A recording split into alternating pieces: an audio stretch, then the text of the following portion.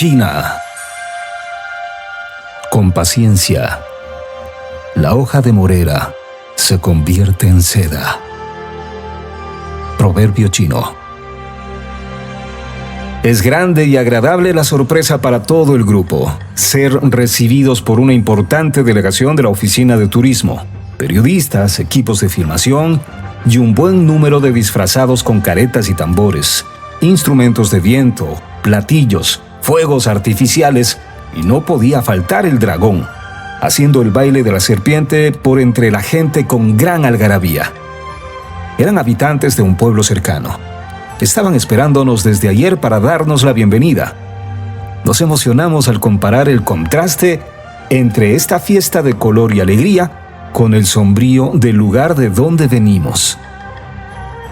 Un caluroso homenaje que jamás esperamos. La mayor parte del grupo nos dedicamos a tomar fotos, el resto a disfrutar de la música y las comparsas. A la gente en sí la veo más alegre, como que disfrutan de algo más de libertad que de donde venimos. Los niños se acercan y sonríen ante cualquier cosa que les extraña de nosotros. Piden que les tomemos fotos, se muestran alegres con nuestra llegada.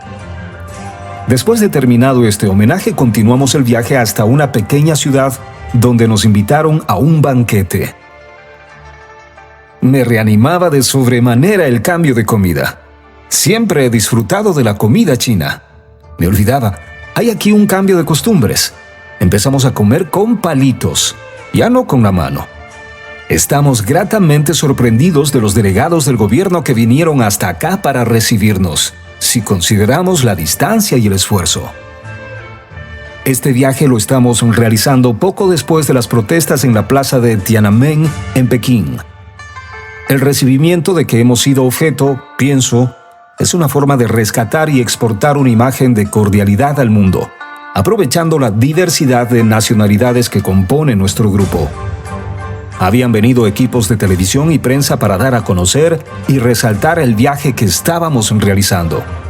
Igualmente hicieron los diferentes países por donde pasamos, quizá con fines turísticos, aunque no deja de ser noticia este tipo de travesía de la Ruta de la Seda. No era difícil de comprender la molestia que se estaba dando al gobierno chino para reparar su imagen perdida. Lo importante era rescatar el turismo. Creo que nunca antes prestaron tanta atención. Hay predisposición del gobierno de tratarnos bien. Pregunté a mis compañeros del grupo si alguien sabía el origen del nombre de China. Hay varias teorías, me dijo Holloway. La más creíble es que proviene de la palabra seda, dicha en latín ceres. Cuando los primitivos viajeros hacían referencia al país de donde procedía este producto, decían shires. Fue degenerando su pronunciación hasta llegar a escucharse como la conocemos hoy, China. Allí hablan 6 idiomas y 50 diferentes dialectos. La Oficina de Turismo nos ha proporcionado un bus para nuestra movilización en esta parte de la ruta. El camino que seguimos nos llevaba por valles y praderas fértiles. Había mucho cambio en la agricultura. Aquí todo estaba cultivado. Para donde uno mirara, no quedaba terreno libre. Los campesinos eran agradables y el paisaje hermoso. Pequeñas carretas tiradas por burros, caballos y camellos son el principal modo de transportación. Paramos en un pequeño pueblo y bajamos a conocer un viejo templo dentro de un monasterio. Era de madera, muy antiguo, hermoso y peculiar. Nos dice el guía que hace mucho tiempo fue monasterio budista. Más tarde, iglesia cristiana nestoriana. Luego la transformaron en mezquita. Me imagino según la época. Se pueden apreciar en su interior influencias de estas 3 religiones mezcladas. En la actualidad, regresó a ser un monasterio de monjes budistas. Hemos llegado a la población de Jining. Es parte de la provincia autónoma de Xinjiang. Sus pobladores son llamados uigures. Después de un largo día, finalmente llegamos a un hospedaje. Al momento de cepillarme los dientes, nos causó risa, pues el agua caía directamente al suelo sobre mis zapatos. No había desagüe. por la noche fuimos invitados a un banquete. El trato que recibimos fue excelente. Un pequeño grupo folclórico con cantantes nos dio una demostración de su música e instrumentos autóctonos. Nos forzaron a bailar con ellos. Nos vestían con parte de sus prendas. Una velada agradable. El banquete fue tan exuberante que duró algunas horas. Todos teníamos hambre y comenzamos a comer lo que sería una cena que jamás olvidaríamos. En las mesas había gran variedad de salsas, condimentos agridulces y picantes para mezclar con los diferentes platos, logrando sabores, para nosotros, exóticos. Un ejército de chicas elegantemente vestidas con trajes típicos comenzaron a desfilar con fuentes exquisitamente decoradas. Nos sirvieron aletas de tiburón, nidos de pájaros, asado de ciervo o venado, huevos de paloma y de pato, variados tipos de carne blanca cocidas en licor de arroz, sangre de cabeza de pato, pollo preparado de muchas maneras, igualmente lechón y cordero, brotes tiernos de bambú, una gran variedad de carnes de todos los colores y que era mejor no preguntar. Producto de la excitación y la exuberancia, algunos del grupo comenzaron a bromear diciendo que tal plato era carne de reptil, de perro, de patas de oso, etc., produciéndonos una risa nerviosa generalizada. Un plato que sobresalió por lo exótico y delicado fue un pescado entero, según nos dicen, cocinado de adentro hacia afuera por medio de vapor, y que tomaba algunas horas hacerlo. Un manjar. Cada fuente que nos servían, creíamos que era la última, especialmente después de que nos traían comida dulce, pero no era así. Seguían llegando otra vez los de sal y después otra vez de dulce o agridulce y así sucesivamente. Parecía que nunca acababa. Al final nos sirvieron variedad de frutas en almíbar.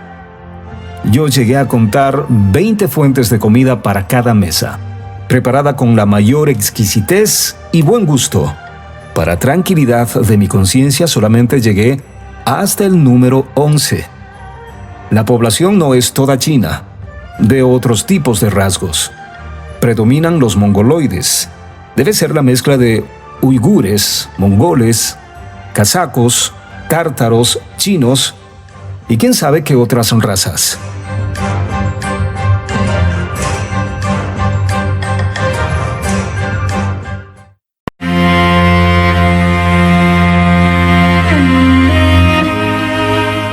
Xianjiang, Turquestán chino. Llegamos a la provincia de Xianjiang. Su traducción en mandarín es Nueva Frontera, también llamado Turquestán chino. Es una de las provincias más grandes de China. Limita con Rusia, Afganistán, Tíbet, Pakistán, India y Mongolia. Este extenso territorio era parte de la antigua Gran Tartaria. Fue codiciado por todos los que por aquí pasaron. Es muy buena para el pastoreo. Esta ruta seguían las caravanas para cruzar la cordillera del Himalaya por el sector del Tian Shan. En el año de 1246, 30 años antes de Marco Polo, pasaron por aquí unos misioneros franciscanos, Piano Carpini y Odorico de Pordenone, como enviados papales para visitar al Khan mongol. En el siglo siguiente, Richard de Burgundy y 5 frailes que transitaban también por aquí en igual misión fueron asesinados por musulmanes fanáticos. Hay una iglesia con su nombre para conmemorar este acontecimiento en Al-Malik. A Xianjiang se la conoce con el nombre de la región autónoma de los uigures. La encuentro hermosa. Se ven inmensos prados y pastores nómadas con sus rebaños de animales y sus características yurtas. Estamos aún cerca de la cordillera y los ríos que cruzamos son producto de los deshielos. Se forman pequeños vados de agua cristalina y provoca bañarse, pero es muy fría. Nos conformamos con tomar fotos y cuando hay un poco de tiempo, remojar los pies. Esta pequeña y alejada ciudad de Jining se fundó para alojar tropas y fue también destino de exiliados y convictos por mucho tiempo. Nos dice el guía que los últimos en llegar fueron 70.000 mongoles budistas, procedentes de Rusia en calidad de refugiados. Los uigures son étnicamente primos de los kazakos, Kazajistán, y los kirguis, Kirguistán, también nómadas de las estepas y su modo de vida similar a la de los mongoles. Su lengua es un dialecto del turco, o sea, parte de la gran familia de tribus turcas. Originalmente vivieron al sur del lago Baikal, en la estepa rusa. Según la leyenda del origen de los turcos, provienen de la unión de un muchacho y una loba. Unos soldados matan al muchacho y la loba huye a las montañas, donde pare a 10 niños, uno de los cuales se casa con una mujer y de su unión nació el pueblo turco. Los uigures, habitantes de este territorio, controlaban esta parte de la ruta de la seda y sus caballos tenían mucha demanda en China. En lo que respecta a su religión, originalmente fueron chamanistas, creencias en hechicería o brujería. Luego adoptaron el maniqueísmo, doctrina de coexistencia del bien y del mal de origen persa, pasando luego a la fe budista y finalmente a la musulmana. Su alfabeto uigur es la base para el lenguaje escrito mongol. Una costumbre de este pueblo es que las mujeres no se pueden casar con hombres que no sean de su propia raza. Sin embargo, los hombres sí lo pueden hacer. A ellas las encuentro agradables, amigables, bonitas, con cierto garbo y distinción. La existencia de gas y petróleo en esta área hizo que China en 1877 tomara posesión. La población fue completamente desarmada y maltratada. Además, les impusieron la ley del terror con castigos muy crueles. Los uigures han luchado por su independencia desde entonces.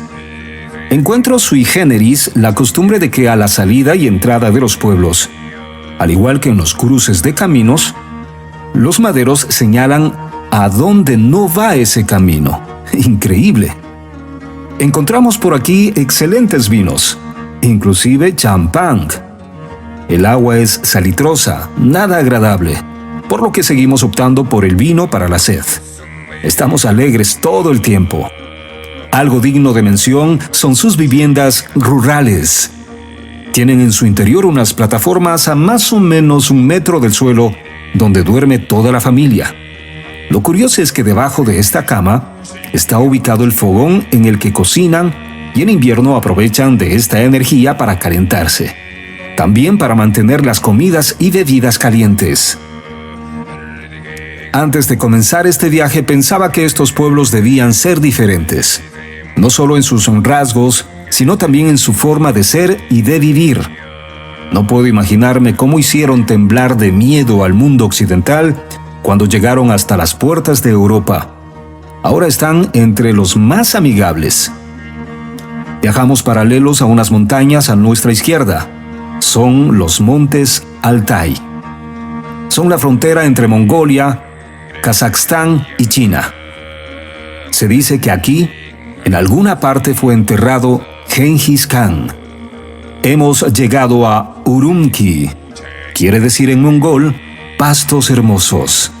Es la capital de la región autónoma de los uigures. Lo destacado, la gente viste muy colorido. Hoy pasamos algunas horas en el bazar mezclados entre la gente. Lo disfruto porque me dedico a mirar sus costumbres, su vida diaria, a sentir los olores de los mercados, a compararlos con los nuestros, etc. Se ven en el suelo a grupos de personas apostando en juegos completamente desconocidos. Parecería un ajedrez primitivo. Lo hacen a gritos y con mucha vehemencia. En otra parte del mercado, miro cómo comercian con carbón mineral.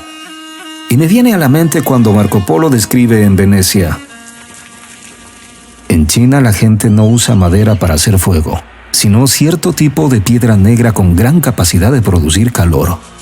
Mucho más que la madera y que permanece encendida aún a la mañana siguiente. La usan para cocinar, para calentar sus casas y para calentar agua para bañarse. Debido a esta facilidad se bañan hasta 3 veces por semana, y en invierno casi a diario. La gente pudiente tiene baños privados en sus casas. Si solo dependiera de leña, debido a la gran cantidad de habitantes, no fuera esto posible.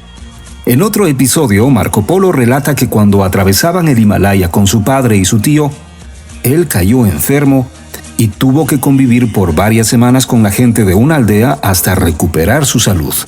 Se sorprendió cuando vio que las prendas de vestir de esta gente eran lavadas no con agua, sino tirándolas al fuego. Recordé haber leído en alguna parte que Aristóteles y Plinio el Viejo las mencionan como prendas de vestir elaboradas con lana de salamandra que míticamente nacía y vivía en el fuego. También de la existencia en el Vaticano de un paño de este material que pertenecía a algún papa y que se consideraba sagrado porque se había usado para secar el sudor de Cristo, razón por la que hasta podía ser lanzado al fuego y salir intacto. Durante su permanencia en esta aldea, Marco observó que los hilos de los cuales se fabricaban estas prendas eran obtenidos de unos minerales que después de separarlos mediante molido, lavado y secado, los usaban para hacer tejidos. Para blanquearlas, las tiraban al fuego por un tiempo y salían impecablemente claras. Tela de asbesto. Cuando contó esto en Europa, tampoco se le dio crédito. Me sorprende saber que esta ciudad, a lo largo de su historia, ha sido particularmente famosa por su crueldad en la administración de justicia. Hay varias anécdotas. Por ejemplo, en medio de la calle, y para escarmiento de todos, colocaban a los delincuentes en jaulas con sus cabezas dentro de un orificio situado en la parte superior.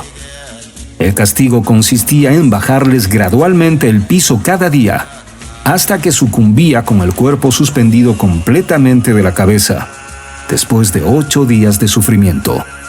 Hasta hace pocos años, estos episodios eran muy comunes que no llamaban la atención, ubicados en mercados, plazas, calles transitadas, etc., y aprovechados por vendedores ambulantes para mejorar sus ventas. Otra anécdota nos cuenta que una vez un afamado delincuente fue apresado. Le desnudaron y le clavaron los pies y las manos con estacas de madera en medio de un patio. Luego procedieron a atarle un balde metálico en su estómago con una rata dentro y dejarle durante todo el día a merced del sol. El calor dentro del balde hace que la rata busque una salida a través del estómago del delincuente, el mismo que muere desangrado. La justicia china por costumbre ha sido increíblemente cruel. El aroma que emana el pan, o naan, como lo llaman, es muy agradable. Lo elaboran en hornos de barro construidos en las aceras. Son de harina y tienen forma de platos. Una vez listos para hornearlos, los introducen con la mano de forma rápida y los dejan pegados en las paredes interiores del horno. Para sacarlos, estando aún muy calientes, usan una varilla metálica con un gancho en la punta. Calientes saben bien. También pude ver cómo hacen en la calle los tradicionales tallarines. Después de preparar la masa, elaboran un pedazo cilíndrico de más o menos 5 centímetros de grueso por unos 30 de largo. Empiezan a balancear esta masa hasta alcanzar el doble de largo. Aspergean harina y unen las puntas. Sostenida de los dos costados, balancean nuevamente y la estiran al mismo tiempo hasta alcanzar el doble de longitud. Vuelven a aspergear harina y a unir las puntas, repitiendo la misma operación por algún número de veces hasta que se logra los espaguetis como si fueran hechos en máquina. Aquí se hacían tallarines 1000 años antes que en Italia. Otra forma curiosa de ahorrar energía es al cocinar. Las ollas son diseñadas para ponerlas una sobre otra para aprovechar el calor proveniente del recipiente de abajo y así sucesivamente por varios pisos. En los puestos donde venden medicinas naturales, también hay sustancias minerales y animales con características curativas. Se pueden ver lagartijas disecadas, fetos de diferentes animales, patas de osos, pájaros secos, polvo de cuerno de venado, murciélagos y ranas disecadas y un sinfín de productos con olores muy peculiares. Los mariscos por aquí no se conocen. Estamos en un punto del globo, en el centro de Asia. De ninguna parte del mundo se debe viajar tanto para llegar al océano como desde aquí.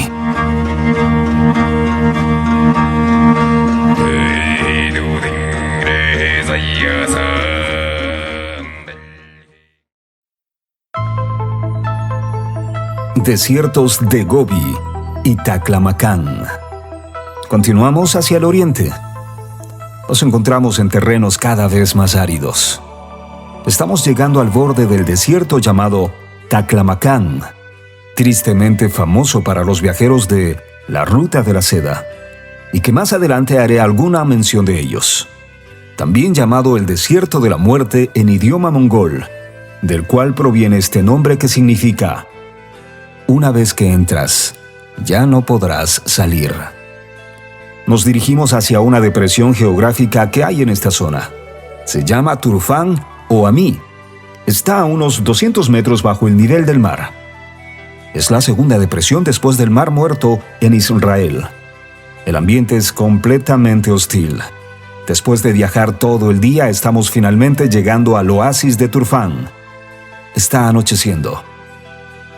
Este lugar fue llamado la brillante perla de la Ruta de la Seda y también Tierra de Fuego, por el intenso calor.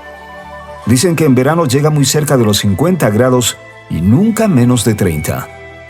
En contraste, por la noche en invierno la temperatura baja hasta 20 grados bajo cero, obviamente sin nieve. En tiempos de las caravanas para viajar, preferiblemente lo hacían por la noche, cuando el sol declinaba. De aquí extraían cierto tipo de colorante para la fabricación de las famosas vajillas de porcelana chinas, blancas y azules. Dinastía Ming. La mayoría étnica de esta zona siguen siendo los uigures. Nos causa risa y sorprende ver a los niños de corta edad vestir sus pequeños pantalones con un corte peculiar. Tienen abierta la parte de atrás de sus asentaderas, o sea, se sientan directamente sobre sus nalgas. Debe ser por motivo de higiene, pues acá no hay pañales. Lo mismo la parte delantera con el pajarito a la vista. Así juegan y pasan el día con sus compañeros, sin dar la menor importancia a que muchos de nosotros nos dedicamos a tomarles fotos. Mientras caminamos por el pueblo bordeando el mercado, observamos la vida diaria de la gente. En media calle y pegados unos a otros están estacionadas cantidad de carretas con sus burros, caballos o camellos, cuyos propietarios expenden comida instantánea con todo tipo de carnes, incluyendo los olorosos kebabs. Los panaderos con sus hornos en las veredas preparan manualmente pasta al instante.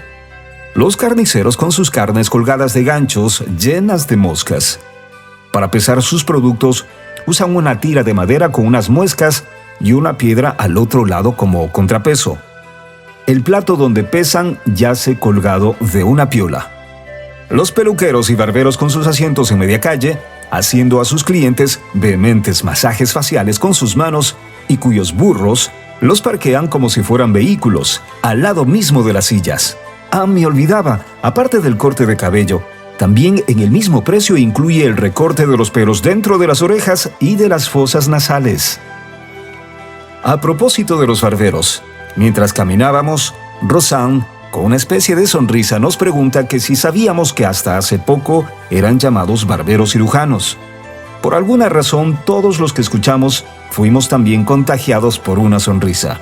Después de mirarnos, coincidimos que en la antigüedad, las barberías eran puntos de reuniones sociales para los hombres y que los barberos no solo se dedicaban al corte de pelo y barba, sino que el pueblo acudía a ellos en busca de sus servicios para cirugías menores, incluyendo extracciones dentales, fracturas y amputaciones. Se llamaban barberos cirujanos porque en algún momento en la Europa medieval, los cirujanos fueron rechazados por los médicos por considerarlos de menor categoría académica. Se tuvieron que asociar con los barberos para no caer en el olvido. Como anestesia usaban el alcohol, la dormidera, el opio, la coca y el cannabis. En otra calle, pasa una pareja de novios que van a su ceremonia vestidos de forma muy colorida, subidos en una carreta decorada y tirada por un burro, también vestido para la ocasión. Los acompañan otras carretas con invitados y familiares. En otra, un grupo de músicos entonando pequeñas cornetas y tambores, todos ellos sentados de costado en un desfile muy alegre. Cerca del Turfán hay un pequeño oasis llamado Valle de las Uvas. famoso por lo especial de estas. Se lo ve desde lejos como un punto verde y nos ponderan de su calidad, lo que me hace imaginar que al llegar voy a exprimir un racimo directo a mi boca. Después de cumplido este deseo, comprobamos el porqué de su fama. Sencillamente deliciosas. Hay una variedad llamada pezones de yegua, por la forma que tienen, sin semilla, y se las considera las mejores del mundo. Cultivan más de 100 variedades. Nos dicen que hace siglos se llevaron de aquí a China la técnica para la elaboración de vinos. Existe tal abundancia que las construcciones para el secado superan en número a las viviendas del pueblo. Las paredes están llenas de huecos para el ingreso de aire. Dentro hay altas estacas o palos verticales con apéndices, en los que cuelgan los racimos y que con el tiempo se convierten en pasas. Codiciadas inclusive en Pekín. 115 días de viaje en camello. Después de las cosechas, queda aún gran cantidad de fruta y se pudren en las mismas plantas. Hay una costumbre en este pueblo. Tejen cuerdas sobre las calles para que los viñedos se crucen de un lado al otro cubriendo completamente y dando la impresión, desde lejos, de una alfombra verde. Hay mucha sombra y un ambiente fresco, lleno de fruta, paradisiaco. Nos comenta el guía que en este sitio se produjo un asentamiento único de personas de los más diversos orígenes, costumbres y credos que aprendieron a convivir armoniosamente. Budistas, musulmanes, maniqueístas y nestorianos. Se desarrollaron en lo artístico, cultural y religioso. Esta combinación de factores hizo que aquí se llevaran a cabo traducciones de gran cantidad de libros a los más diversos idiomas. Parte del legado artístico y cultural logró sobrevivir al pasado de los mongoles, no así el religioso, pues se vieron obligados a convertirse al Islam. También se les dio un nuevo nombre, Uiguristán. Desde hace 2000 años, por esta zona del Turquestán, atravesaba la gran ruta comercial de la seda que se extendía desde China hasta Roma y formaban parte también Persia, Siria, Turquía, India, Arabia, Rusia, etc., los cuales facilitaron el nacimiento y desarrollo de ciudades y culturas importantes y de las que sabemos muy poco. Mientras en Europa, a excepción de Roma y Atenas, no existían sino pequeños pueblos y aldeas, y en América, asentamientos indígenas. Desde el siglo I a.C., esta parte del mundo fue la que más se desarrolló y sobresalió en comercio, especialmente de especias que viajaron por siglos entre estas naciones. También se esparcieron religiones, filosofías, ideas, costumbres, tecnologías, ciencias, etc. Lamentablemente, en el siglo III y IV aparecieron los hunos y comenzaron a asediar, afectando a estos pueblos y a esta ruta. Más tarde, en el siglo VII, sería el Islam, y finalmente en 1453 los otomanos se tomaron Constantinopla y se adueñaron del negocio, impidiendo que los productos lleguen a Europa. Acostumbrada por mucho tiempo, Europa no podía dejar de abastecerse de estos productos. Eran mercancías de lujo que evocaban lugares remotos y exóticos. Además, las especias eran usadas no solo como condimento, sino también como ungüentos con fines medicinales, para aromatizar el vino, la fabricación de perfumes e inciensos, para las ceremonias en templos y muchas cosas más. El comercio de las especias era un negocio en extremo lucrativo, solo accesible para gente pudiente y poderosa. Su precio era el mismo que el oro. Un saco de pimienta tenía el valor del salario de un obrero equivalente a toda su vida de trabajo. Llegó a usarse como moneda y se la comercializaba contando grano a grano. Aprendieron que las especias conservaban mejor los alimentos y por más tiempo, además que camuflaba el mal sabor de las comidas mal conservadas, dándole un nuevo sazón agradable. Anteriormente, en Europa, solo se conservaban los alimentos mediante ahumado y salado. Al cerrarse la ruta de la seda en Constantinopla por la toma de los otomanos, obligó a los europeos a buscar nuevas rutas a Oriente. En la Europa de entonces no se tenía mayor información del Asia y era el libro de Marco Polo una de las pocas fuentes de consulta, incluyendo detalles marítimos para la navegación por el Índico. Los europeos encontraron que la otra manera de llegar a las Indias orientales era circunvalando África. Nace entre españoles, portugueses y británicos la disputa por ser los primeros en hacerlo y se da inicio a la llamada Era de los Descubrimientos. En esta desenfrenada carrera, barcos de toda Europa comienzan a explorar, descubrir y conquistar nuevos territorios y levantan mapas de los mismos. Nacen un sinnúmero de exploradores que se harán famosos más tarde, entre ellos Cristóbal Colón, Vasco da Gama, Francisco Pizarro, Hernán Cortés, Hernando de Magallanes, Sebastián Elcano, etc. Cuando Cristóbal Colón obtuvo una copia del libro de Marco Polo, encontró la información que necesitaba, incluyendo la de Japón, que le convencieron que para llegar a Oriente se podría hacerlo también navegando hacia Occidente. Pero tuvo que inventar una estrategia con respecto a la distancia para que aceptaran y auspiciaran su proyecto. De todas maneras, subestimó excesivamente el verdadero recorrido. Desde la época de los griegos ya se sabía que el mundo era redondo y tenía un perímetro de 40.000 kilómetros. Cuando tocó tierra, pensó que había llegado a las Indias Orientales, Mar de la India. Sin saberlo, llegó a América y murió creyendo que era Asia. Más tarde sería Magallanes quien llegaría al Oriente por esa ruta, circunnavegando el globo. Colón hizo del libro de Marco Polo su libro de cabecera. Están sus anotaciones al margen del mismo. Estaba también obsesionado por encontrar el jardín del Edén y el árbol cuya fruta proporcionaba la vida eterna. Manifiesta que los encontró en Venezuela y murió convencido de ello. Después del descubrimiento de América y las dificultades por conseguir las especias de Oriente, los gustos de los europeos comenzaron a cambiar. Al parecer, nuevos sabores y estimulantes las reemplazarían en parte. Estas fueron café, azúcar, chocolate, té y tabaco. Mientras tanto, en la vieja ruta de la seda, sus otrahora importantes ciudades iban desapareciendo hasta llegar a ser olvidadas en la memoria de los pueblos. Algunas de estas fueron tragadas por los desiertos, quedando solo leyendas y mitos en la gente que habitaban los oasis. A comienzos del siglo XX, se empieza a investigar sobre este asunto en Europa. 7 países envían sus arqueólogos: Alemania, Francia, Inglaterra, Japón, India, Rusia y Estados Unidos.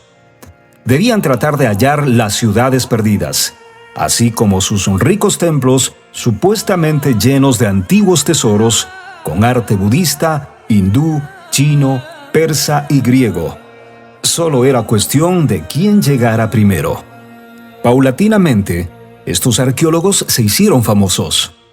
Por ejemplo, el alemán Albert von Lecoq, en su primera expedición en 1902 y 1903, se llevó 2 toneladas de tesoros a Europa. En su segunda expedición se llevó 103 cajones. En su tercera y cuarta expedición, 128 y 156 cajones respectivamente, totalizando un total de 25 toneladas de antigüedades.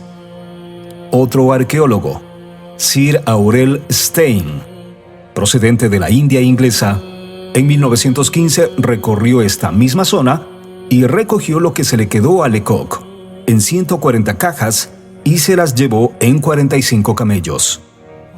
Otros exploradores arqueólogos que tomaron parte en esta carrera fueron el sueco Sven Hedin y el francés Paul Pelliot.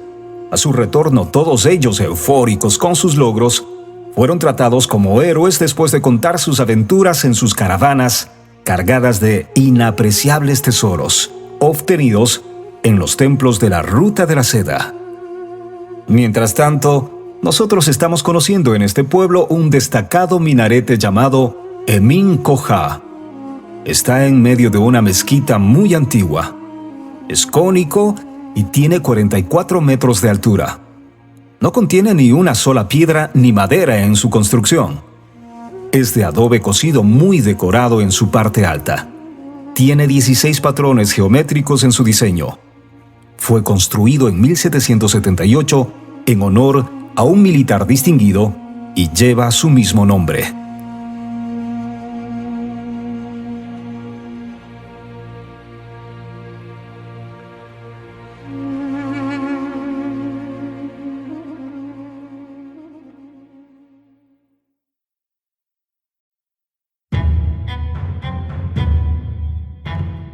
La seda. Durante el almuerzo en casa de una familia del lugar, pudimos conocer el proceso de la fabricación de la seda. No sabíamos que los árboles que habían en la parte de atrás de la casa eran de morera, de cuyas hojas se alimentaban los gusanos que producían la seda. Tenían un pequeño taller en donde pudimos ver cómo obtenían este hilo. En un fogón de barro y usando carbón de piedra, hervían agua en unas fuentes metálicas. Luego, con la ayuda de unos sedazos, sumergían a los capullos con el fin de matar a las larvas que yacen en su interior. Esto lo hacen para evitar que éstas salgan rompiendo los capullos en su normal proceso de metamorfosis para convertirse luego en mariposas.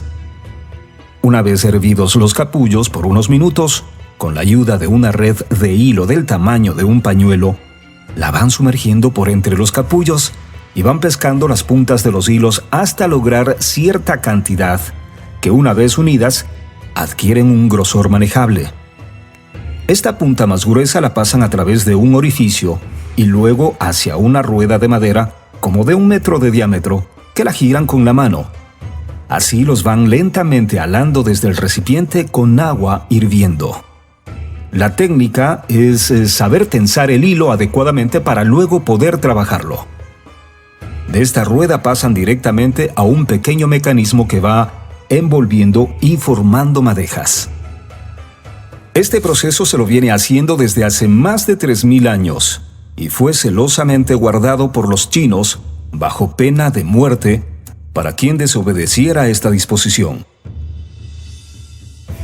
Se dice que fue una princesa en su viaje de bodas quien logró sacar de China los huevos y las semillas escondidas en los moños de su peinado. Hay también otra versión de que 2 monjes persas nestorianos que descubrieron el misterio lograron sacar de contrabando varios huevos y semillas de la planta de morera escondidos en un pedazo de caña hueca y comenzaron a fabricar seda en Persia a partir del siglo VI. Posteriormente, este conocimiento pasó a Arabia, luego a Constantinopla y más tarde a Italia en el siglo XIII.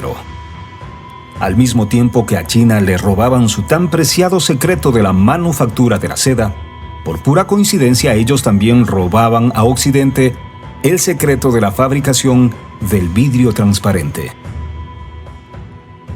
Continuamos por un costado del desierto. Los días estaban hermosos, despejados y temprano por la mañana, el aire muy fresco que aprovechamos respirándolo profundamente antes de que se caliente. Pasamos por un lugar llamado Shabo. Son dunas de arena en las que encontramos algo que, mirando de lejos, parecían lenguas de fuego que salían de la arena. Eran toldos multicolores utilizados por personas para protegerse del sol y que acuden a estas arenas con fines medicinales. Entierran sus pies o articulaciones por muchas horas para sanarse. La arena es muy caliente y dicen que puede llegar hasta 70 grados. Nos dirigíamos hacia las montañas flameantes. Así las llamó Marco Polo por la apariencia que dan al verlas de lejos, debido a que el suelo llega a tener tal temperatura que produce espejismos y luminosidad, generando refracción de calor en el aire. Si a este fenómeno se lo apreciara desde lejos y se tiene de fondo las laderas de unas montañas muy erosionadas y de color amarillento, dan la apariencia de que se están ardiendo. Es impresionante. Antiguamente se creía que se encendían por el excesivo calor. No hay ni un solo árbol en toda la región. Estas montañas tienen unos 500 metros de altura y 100 kilómetros de largo. Algo muy curioso encontramos en esta área. En la superficie del desierto había alineados gran cantidad de huecos que parecían madrigueras de conejos gigantes. Eran tantos que se perdían de vista en el horizonte.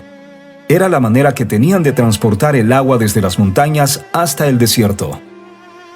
Son canales subterráneos trabajados por el hombre desde hace 2000 años. Perforan pozos que llegan a ser muy profundos. Según el recorrido desde las montañas, se encuentran a distancias regulares. Es muy grande la cantidad de tierra extraída que se ve a la entrada de cada orificio. Lo hacen con la ayuda de un buey, un cabo largo, unas poleas y un balde. El conocimiento se va transmitiendo de padres a hijos y lo vienen haciendo por interminables generaciones. El nivel del agua es calculado de tal forma que emerge a la superficie solamente cuando llega al oasis. Con la ayuda de vegetación, evitan el exceso de evaporación. Este sistema se llama Kharis o Qanats. Fue ideado por los persas desde el año 1000 a.C. Luego se popularizó y lo usan muchos países de esta parte de Asia, incluyendo China y Egipto. Es la única forma de hacer llegar agua desde las montañas hasta el desierto sin que se evapore, dando vida y permitiendo el asentamiento humano y de la agricultura. El costo humano para su construcción ha sido muy alto. Sus trabajadores eran considerados una casta especial porque su vida era corta debido a que morían sofocados o aplastados y recibían por este motivo un tratamiento especial. Comida de primera, inmunidad ante la ley, disponían de un número alto de mujeres que se las iban pasando de unos a otros cuando morían. Solo los herederos podían pertenecer a esta casta por orden del rey. Viajamos por algunas horas. No habíamos visto ni una sola nube desde hace varios días. El sol pegaba muy fuerte y el calor sofocante. El viento, que era por una parte bien recibido, por otra, levanta polvo que al ser tan fino, quedaba en suspensión, de tal forma que parecía talco amarillento y nos acompañó todo el tiempo. No sé si era sensación, pero parecía que magnifica los rayos del sol y aumentaba la temperatura. Además, absorbía la luz. Continuamos hacia el oriente rodeando el desierto Taklamakan. Observamos frecuentemente ruinas antiguas. Nos dirigimos a una ciudad abandonada llamada Gaochang. Significa la ciudad del rey. Debió haber sido grande y hermosa. Su fundación data del siglo II a.C. y ocupa una superficie de 25 hectáreas. Fue parte de la ruta de la seda y capital del reino que llevaba su mismo nombre. Durante la invasión de los mongoles, la ciudad tuvo que ser abandonada, de nuevo habitada hasta el siglo XIV y destruida nuevamente por los mongoles. 9 puertas dan acceso al interior y 3 murallas rodean la ciudad. La principal tiene 11 metros de alto, 12 de grueso y 6 kilómetros de perímetro, que protegía la ciudad externa. La segunda muralla protegía la ciudad interna y la tercera el palacio del rey. Aún permanecen en pie gran parte de ellas. Se ven restos de sus construcciones y edificios importantes, aunque es poco lo que queda. Fue un gran centro budista y llegó a tener entre 30 a 40 monasterios. Gran parte de la ciudad fue construida y habitada cavando en el suelo debido al excesivo calor. Aquí pasó algunos meses un famoso monje budista viajero chino, Xuanzang, de quien hablaré luego.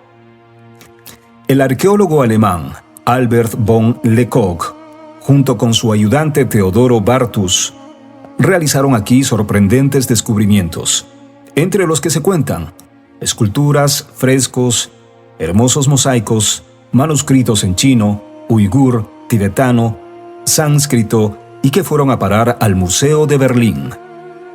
Muchos frescos de esta ciudad han sido destruidos por los campesinos del área. Descubrieron que los pigmentos utilizados en ellos eran un excelente fertilizante para sus tierras. Los trabajos de madera con todo tipo de tallados y grabados que eran parte de las construcciones sirvieron de leña. Finalmente, cuando los musulmanes llegaron, destruyeron los trabajos que quedaban con formas humanas y de animales, junto con todo lo que creían podía ser blasfemos. La ciudad en estas condiciones y en medio de este ambiente hostil prácticamente regresó a ser desierto. Se destaca un fresco en el que se puede ver a un hombre con aureola rodeado de sus discípulos. Se trata de Manes. Este fue un príncipe persa, 215-276 después de Cristo, y se le atribuye ser el fundador del maniqueísmo, que basa su doctrina en el principio de la luz y de la obscuridad. Sería por lo tanto la única imagen de él que existe en el mundo. Vivió en Babel, Babilonia, pero debido a la persecución de que fue objeto, tuvo que refugiarse en Samarcanda. Finalmente, fue ejecutado por herejía, y sus seguidores huyeron, unos a oriente, otros a occidente.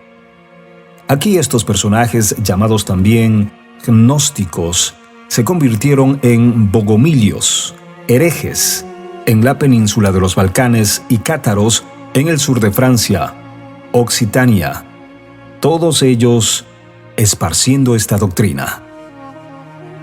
Otro mural interesante es el de un hombre pelirrojo decorado con arte greco-budista. Hay también restos de una iglesia cristiana nestoriana con murales bizantinos. Entre los episodios tristes de estas ruinas, se cuenta que en 1906 se descubrió los restos de una gran librería, la que lamentablemente estaba vacía. Los campesinos del área, al ignorar su valor y por supersticiones y miedo, tiraron al río libros, escrituras y obras de incalculable valor histórico. Cuando Lecoq excavaba lo que parecía restos de algún templo, se convirtió en un hallazgo macabro al dar con los cuerpos apilados de más de 100 monjes budistas que habían sido asesinados de forma brutal y que debido al clima seco estaban intactos. En sus ojos, su pelo y su piel aún se podía apreciar sus heridas y expresiones de muerte. Uno de ellos con un sablazo que le partió la cabeza en dos, un corte hasta los dientes. Se deduce que fue un gobernante chino que ordenó a todos los monjes que debían dejar sus hábitos y convertirse a la vida civil, que se casaran, tuvieran hijos, o se hicieran soldados, o que trabajen, produzcan y paguen impuestos. Habíamos caminado mucho con Gastón por entre subsuelos, ruinas de vivienda, templos semidestruidos, restos de todo tipo.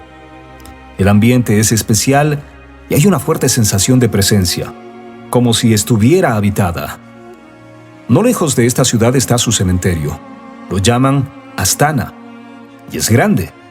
La forma que tienen las tumbas son de pequeñas tolas o montículos que sobresalen del suelo. Hay miles. Sacamos nuestras linternas e ingresamos a algunas de ellas, descendiendo unos 6 metros. Encontramos frescos, estatuillas de barro y de madera, documentos, reliquias, objetos de seda y artefactos varios. Nos sorprendió el momento que vimos a las momias con dientes inmaculadamente blancos. La escena de luz y sombras de las linternas producen un efecto tétrico y el olor es pesado. En otra cámara encontramos igualmente artefactos funerarios y los cuerpos momificados de un hombre y de una mujer. Él tiene una moneda persa en su boca. La preservación es posible debido al clima seco del desierto.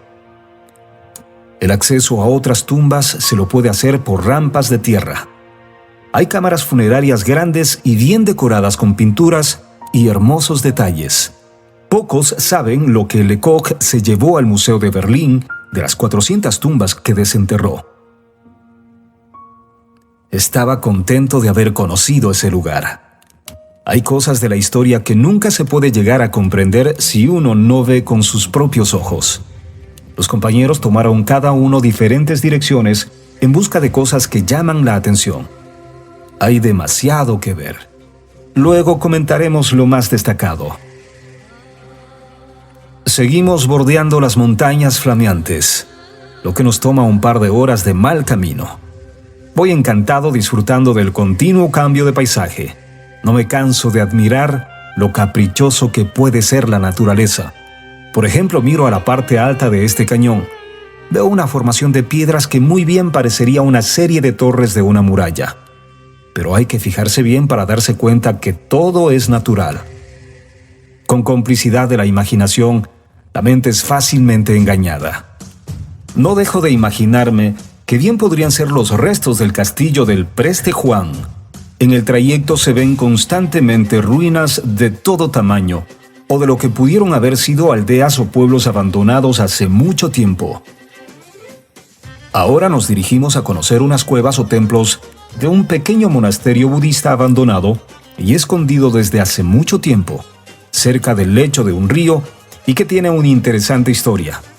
Se llama Beseklik, o las Cuevas de los 1000 Budas. A primera vista parece un monasterio fantasma. En la parte de atrás hay grandes dunas de arena. Estas cuevas las encuentro misteriosas y fascinantes. Las más antiguas datan de hace 1800 años. Con el paso del tiempo se fueron construyendo más. Están cavadas en unos desfiladeros y son más de 100. Para ingresar hay que bajar por una ladera hasta un río. Las esculturas que hay en su interior son relativamente grandes y han sido trabajadas del mismo material que se compone el terreno. También hay antiguas pinturas murales de muchos colores, con motivos de arte budista. En 1905, cuando Lecoq llegó hasta aquí, estaban casi todas tapadas con arena, lo que las había conservado excelentemente.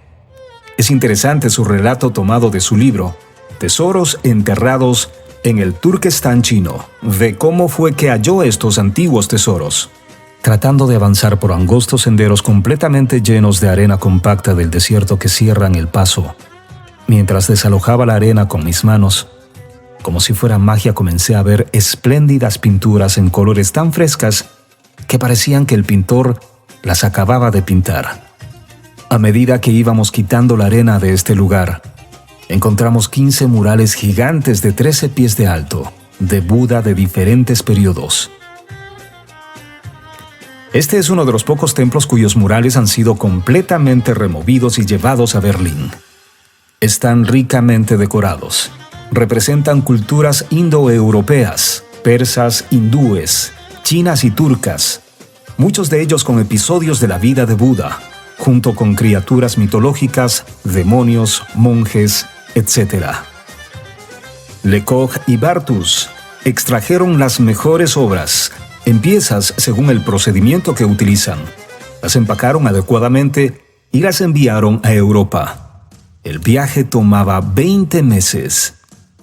Se sabe que durante los bombardeos a Berlín en la Segunda Guerra Mundial, se destruyeron 28 de estas.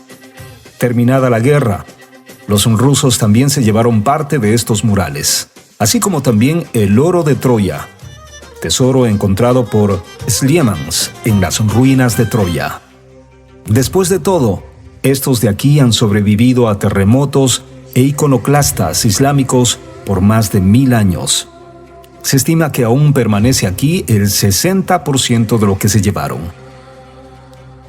El guía nos dijo que cerca de allí había otro grupo de cuevas y que valía la pena conocerlas. Yo quería ir, pero solo uno del grupo decidió acompañarme. Utilizando el lecho del río, donde hay partes con vegetación, nos alejamos rápidamente. Al comienzo subestimamos la temperatura y el sol.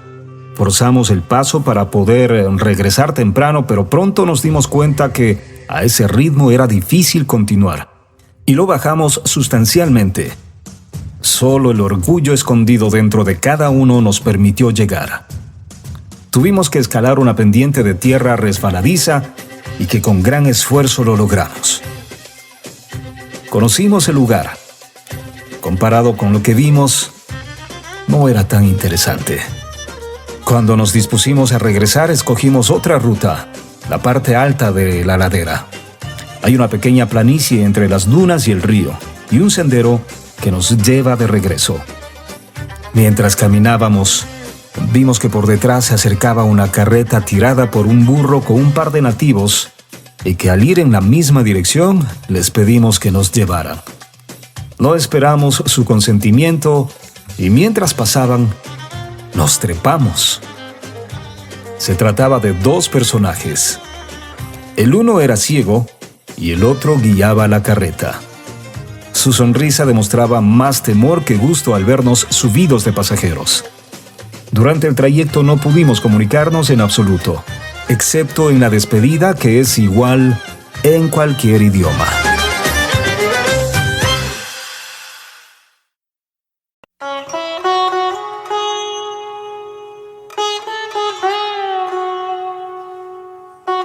Xuanzang. En la planicie cerca de este lugar se encuentra un monumento a un famoso monje budista chino llamado Xuanzang, y que ha sido el más querido e importante de los viajeros chinos de esta parte de la Ruta de la Seda. Implantó el budismo en China. El diario de sus viajes son clásicos de la literatura de este país. En el siglo XVI, el escritor Hu Chenghen recogió las fantásticas aventuras de su viaje a India y las plasmó en una novela cómica. La tituló Viaje al Oeste.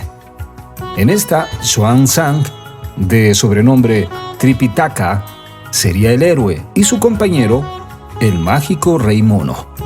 El inglés Arthur Waley, en 1942, tradujo esta novela. La llamó Monkey. Decidió hacer este viaje a India, fuente misma del budismo, para aclarar las diversas interpretaciones de los sutras que habían llegado a China desde el siglo I y que se prestaban a tergiversaciones. Xuanzang permaneció 17 años en este viaje de peregrinación. En ese entonces era prohibido salir de China, año 629, debido a guerras internas. A pesar de ello, decidió hacerlo. Atravesó territorios completamente inhóspitos y desconocidos, desiertos, cruzó el Himalaya y selvas hasta llegar a India. Tuvo que viajar por la noche para evitar ser visto por los vigías desde las torres que habían a lo largo del territorio chino.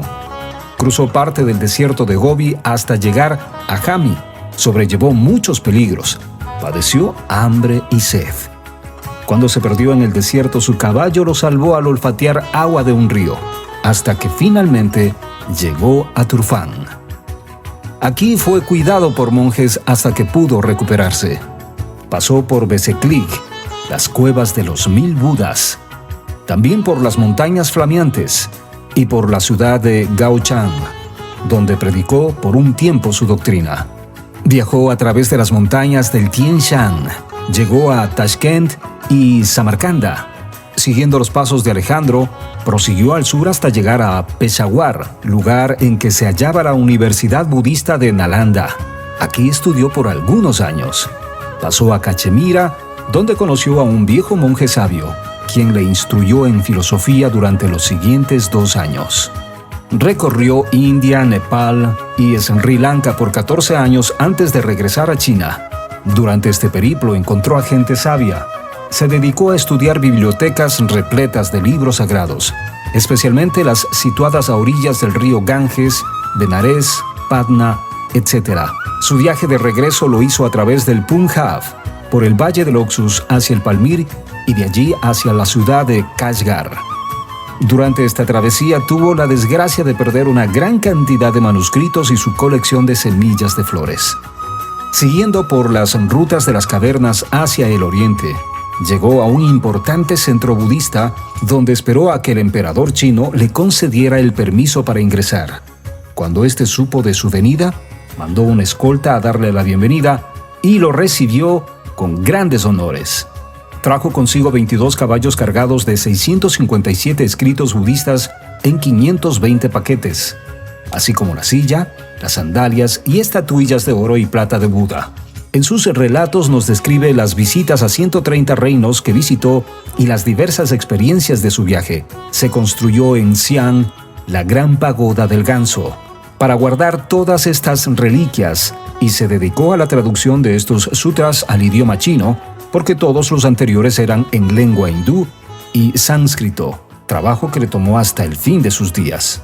Consiguió con su esfuerzo que esta filosofía se estableciera firmemente en China, así como en otros países circundantes y como la conocemos hoy. Mientras viajamos, comentamos con los del grupo las cosas que hemos visto en los últimos días. No alcanzamos a tratar todos los temas. Atravesamos extensas zonas desérticas y está por demás comentar todo el polvo que tragamos, los cuidados con nuestras cámaras. Bebemos agua todo el tiempo y casi nunca nos alcanza la que llevamos, debido a que estamos siempre mojando pañuelos y poniéndonos en la cabeza. La temperatura en el día alcanza los 43 grados y es como respirar con la cabeza dentro de un horno. Vemos a lo lejos en el horizonte un punto con una nube de polvo detrás que avanza a nuestro encuentro. Imaginamos que bien podría ser una caravana de camellos atravesando esta parte del desierto. Se crean expectativas por encontrarnos con ellos. Recorremos alguna distancia hasta que el encuentro se produce, pero nos llevamos la desilusión del día. Se trata de un nativo viajando en una pequeña motocicleta. Nos produce risas y comprendemos de que el mundo está hoy motorizado, inclusive en estas deshabitadas tierras. Pienso el riesgo de viajar solo en una travesía así. Si se le llega a averiar la moto, el desierto no perdona. Lo aconsejable es viajar al menos en 2 vehículos. Debido a las distancias, se vuelve difícil encontrar cualquier cosa. Hay huellas en el piso en muchas direcciones. Además, el viento las borra. Existen zonas de arena floja en las que fácilmente se entierran los vehículos. También, si cortamos camino, en ciertos tramos pequeños, confiamos en la buena suerte. Es como cuando se navega en el mar en botes pequeños. Por instinto, todo el tiempo miro mi pequeña brújula para saber en qué dirección vamos, aunque no sé de qué serviría. Hablando de brújulas, hace 1000 años se inventó la brújula aquí en China, y desde entonces todas las naves que han surcado los mares, y en la actualidad también el cielo, tienen una. Desde la más primitiva embarcación hasta el más grande de los aviones comerciales, llevan una, que sirven como referencia y que se usa de ser necesario, a pesar de todos los equipos sofisticados de a bordo. Es fascinante su origen. Aparece por primera vez en el siglo IX en China. Se trata de un mineral llamado magnetita, del cual se valen algunos animales para orientarse, entre ellos las abejas y las palomas. Tienen en el pico pequeñas partículas de este metal, que les permite orientarse y encontrar la dirección. Los chinos notaron que la magnetita atraía a objetos metálicos o de hierro, incluyendo agujas de coser. Cuando se jugaba con una de ellas reiteradas veces junto a un pedazo de magnetita, esta de forma casual se convertía también en imán. Se imantaba. Igualmente descubrieron que si a esta aguja imantada se la ponía a flotar sobre una hoja dentro de un recipiente con agua, notaron que sin importar cuánto se giraba el recipiente, la aguja siempre señalaba hacia la misma dirección. Tuvo que pasar un siglo para que encontraran un uso práctico para este fenómeno, y este fue en la navegación. Para esto, tuvo que ponerse a esta aguja en equilibrio sobre un pin. También le añadieron debajo de una carátula de papel con puntos referenciales. En China se usaba la brújula para navegación marítima desde comienzos del siglo XI. Descubrieron que de los costados de esta aguja siempre salía y también se ponía el sol. Le comenzaron a llamar Levante y Poniente. A la parte de arriba de la aguja le pusieron el nombre de Septentrión y a la de abajo le llamaron Austro. Se dice que fue Marco Polo quien trajo la brújula desde China y que en Europa la fueron mejorando y poniéndole más puntos de referencia a la carátula. Con el tiempo la llamarían Rosa de los Vientos y más tarde Puntos Cardinales. En la Edad Media en Europa se creía que era un producto diabólico o de brujería, por lo que se la calificó como brújula. Los navegantes que la usaban tenían que mantenerla escondida dentro de una caja de madera y lejos de los ojos de la Inquisición. Otro sensacional aporte que nos dio la magnetita en el siglo XIX fue el descubrimiento de la energía eléctrica. Al enfrentar dos imanes, sin dejar que se unan, se forma un campo magnético. Al girar un eje por la mitad de este campo, se genera electricidad en las dos puntas del eje. Es el principio de la electricidad. Me conmueve el contemplar y sentir la inmensidad del desierto. Son momentos que llegan a tocar las cuerdas olvidadas dentro de nosotros y que nos invitan a reflexionar. Brotan palabras y sentimientos que casi nunca salen. Las dunas parecen olas de un mar sin movimiento. Es un escenario salvaje, agreste y brutal. Encuentro que hay varios tipos de desiertos. Unos con dunas de arena tan grandes que llegan a cientos de metros de altura. Otros son enormes en extensiones de tierra dura, completamente planas e inundadas de pequeñas piedras o guijarros en toda su superficie. Llegan hasta donde uno alcanza a ver. Parecerían antiguos lechos de desiertos cuyas arenas ya se desplazaron. Otros desiertos están formados también por dunas pero más pequeñas y bastante homogéneas, donde se ven esparcidos por doquier aislados restos de vegetación, inclusive árboles. Deduzco que hace siglos o miles de años hubo vida, también animales y gente que edificaron pueblos, ciudades y que seguramente por la falta de agua tuvieron que abandonarlas. Quedaron deshabitadas, fantasmagóricas, y finalmente el desierto se las tragó. El arqueólogo y cartógrafo sueco Sven Hedin, 1866-1952, que fue también parte del gran juego entre Rusia y el Imperio Británico, en una travesía con el propósito de levantar un mapa de este desierto junto a 4 nativos, su perro y 7 camellos, estuvieron a punto de perder la vida por falta de agua. Después de 3 semanas de luchar contra tormentas de arena y el desierto, pudo llegar al otro lado no sin antes perder a 2 camelleros, su perro y 2 de sus camellos.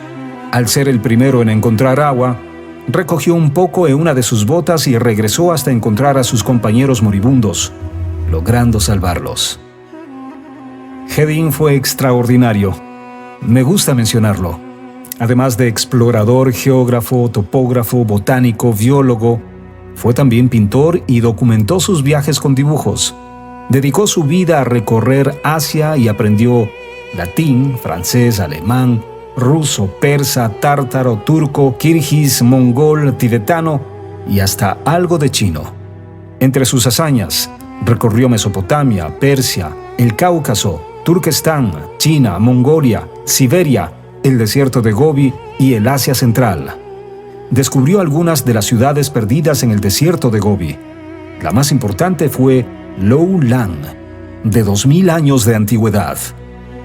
Cuentan entre sus hallazgos 10.000 manuscritos en bambú. Publicó numerosos libros de sus viajes y textos de contenido científico sobre el Pamir, Tíbet y los Himalayas. Levantó mapas de la mayor parte de los territorios que recorrió. Cuando trató de llegar a Lhasa en el Tíbet, fue impedido porque estaba vetado para extranjeros y tuvo que ser escoltado y expulsado. Atravesó varias veces y por diferentes sitios la cadena del Himalaya e identificó las fuentes del Brahmaputra y del Indo. Visitó en varias ocasiones India. Sirvió extraordinariamente a su país, a Europa y a China. Su enemigo principal fue Rusia, por lo que estuvo de acuerdo con Alemania en su lucha. A lo largo de su vida recibió premios y condecoraciones. Del rey de Suecia, del emperador japonés, del Shah de Persia, del zar de Rusia, del virrey de la India, del Kaiser de Austria, del Papa, de Chiang Kai-shek, del presidente Roosevelt y hasta del mismo Adolf Hitler, quien ovacionó varias veces en público su extraordinario trabajo. Seguimos avanzando hacia el oriente y después de varias horas de recorrer el desierto, veíamos todo el tiempo a lo lejos las montañas. Paramos en un pequeño poblado para estirar las piernas y especialmente al llamado de la naturaleza. Me llamó la atención un sitio donde vendían granizado de hielo color amarillo. Lo primero que me vino a mi mente fue, ¿de dónde sacan el hielo? mientras observaba cómo raspaba manualmente con una especie de sierra de unos bloques grandes. Le pregunté al guía, ¿de dónde lo sacan? Se sonrió y me dijo, de la casa del hielero. En invierno, cuando todo está bajo cero, el hielero va al río. Cava en su lecho y saca bloques de hielo que luego los guarda en una habitación de su casa, cubiertos con capas de paja para mantenerlo frío. Luego lo vende en el verano. Nuestra próxima parada sería la ciudad de Jami o Cumul, como se llamaba antiguamente. En este lugar pasó recuperándose varias semanas el monje Xuanzang, después que se extravió durante el cruce del desierto que casi le costó la vida. En Jami, el principal producto son los melones. Marco Polo, aparte de ponderar su caridad como los mejores, hizo referencia a una costumbre poco común que encontró entre los pobladores de aquí. La describió así: les doy mi palabra.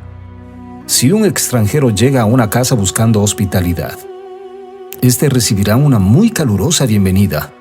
El dueño de casa le ofrece su esposa para que le complazca en todo lo que el huésped desee, alejándose de sus quehaceres y trabajos por 2 o 3 días.